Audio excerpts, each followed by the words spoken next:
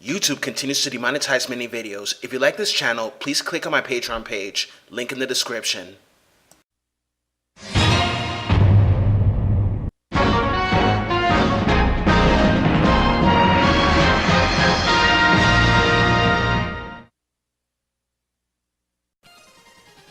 Hey gamers, this is John, host of Video Games in the World. Fortnite. Fortnite is one of the most played video games in 2018. It is played by millions of gamers and it turned out to be a major success. But at the same time, Fortnite has become a target of controversy, and just recently it's been the subject of over 200 divorce cases, and one girl was sent to the rehab due to her addiction to the game. There were video games before Fortnite that were targets of controversy since their releases, such as Mortal Kombat, Duke Nukem 3D, Doom, Grand Theft Auto, Manhunt, Dead or Alive, and many more. Not to forget that video games are constantly blamed for random acts of violence whenever something really bad happens, like mass shootings in Columbine, Virginia Tech, Aurora, Sandy Hook, the Washington Navy Yard, Charlottesville, San Bernardino, Pulse, Parkland, and not too long ago, the shooting at a gaming competition in Jacksonville. There is no doubt that video games can be an escapism, like reading, watching movies, watching TV, meet someone, have some sex, etc. Escaping from all these hardships of the real world to wind down. However, video games can have their cons, such as addiction, to abuse their escapism.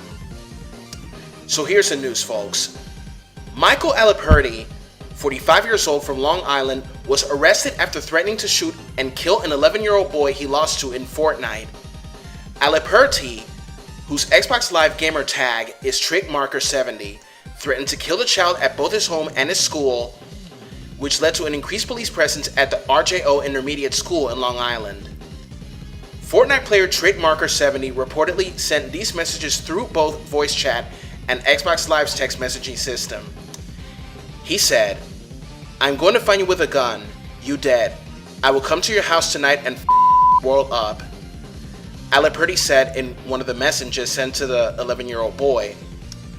Police were able to confirm Aliperti's identity by tracking the messages and arrested him at his home at 1:40 a.m. Upon his arrest, Aliperti was charged with 2 misdemeanor crimes, aggravated harassment, and acting in a manner injurious to a child. Online harassment is nothing new, be it in gaming or social media. Now, why do people bully others online, you might ask?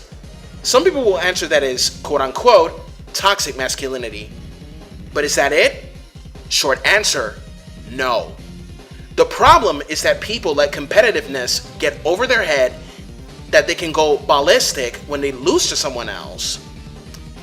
Now, I have played video games with friends and other people at arcades and bars where you have gaming hangouts and competitions, and I always played fair with both men and women alike. I had good talks about gaming with them. Some of them were new to gaming and just getting into it, and so on. Of course, the mainstream media has always put gamers and gaming in a negative light, and so did ministers, lawmakers, politicians, activists, and so-called, quote-unquote, critics of pop culture.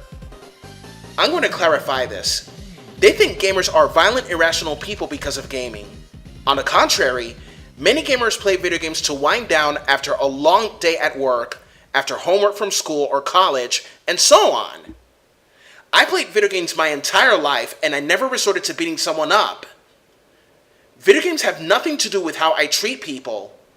But this guy, he just let the competitiveness get over his head.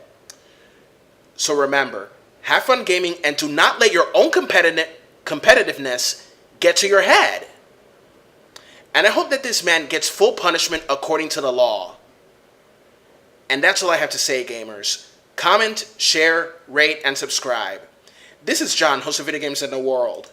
Have a good one. Bye-bye.